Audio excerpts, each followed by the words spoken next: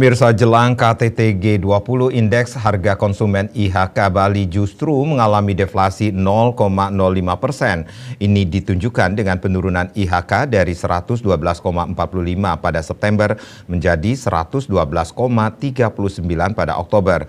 Menurut pengamat ekonomi, terjadinya deflasi jelang G20 terutama pada komponen harga bergejolak mengindikasikan belanja barang untuk kesiapan G20 tidak banyak terjadi di Bali.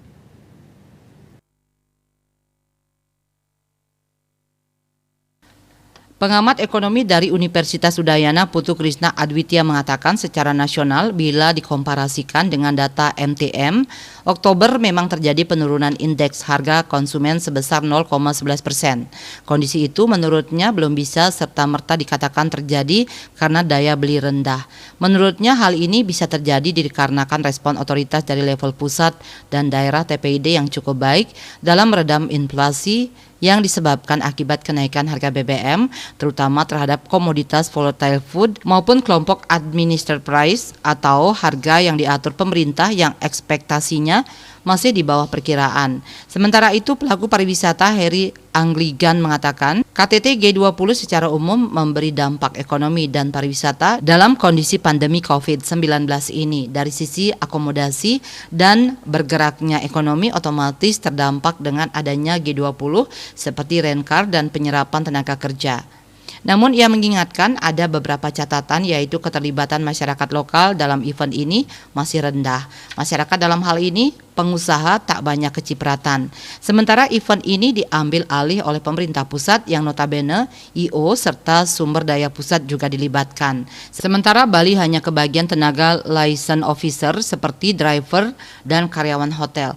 Namun kemudian ia mempertanyakan terkait imbauan untuk beberapa tanggal yang membatasi kegiatan masyarakat. Dapat dibayangkan dampak secara langsungnya jika terjadi pembatasan aktivitas masyarakat pada tanggal tersebut, perputaran ekonomi di Bali akan berkurang karena ada potensi berkurangnya pendapatan dan penjualan dari masyarakat yang terpaksa berhenti aktivitasnya. Namun ia mengapresiasi terkait imbauan ini telah diumumkan jauh hari sebelumnya sehingga masyarakat bisa mengantisipasinya. Masyarakat Bali justru tersisih dari perhelatan yang dilaksanakan di Bali. Menurutnya dari awal seperti itu realitasnya. Kepala Badan Pusat Statistik BPS Bali Hanif Yahya mengatakan, meskipun secara MTM Bali mengalami deflasi secara YoY Oktober 2022 dibandingkan Oktober 2021, Bali mengalami inflasi cukup tinggi yaitu 6,99%. Secara bulanan deflasi terjadi karena penurunan harga barang atau jasa konsumsi masyarakat yang ditunjukkan oleh turunnya IHK pada dua kelompok pengeluaran yaitu kelompok makanan, minuman, tembakau dan kelompok informasi, komunikasi dan jasa keuangan.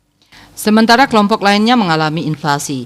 Kepala Kantor Perwakilan Bank Indonesia KPW BI Bali Trisno Nugroho mengatakan terjadinya deflasi tersebut tidak terlepas dari upaya tim pengendalian inflasi daerah TPID, provinsi dan kabupaten kota di Bali untuk mengatasi stabilitas harga kelompok volatile food dan mengurangi dampak second round effect kenaikan harga BBM terhadap komoditas kelompok core inflation. Citamaya, Bali Post melaporkan.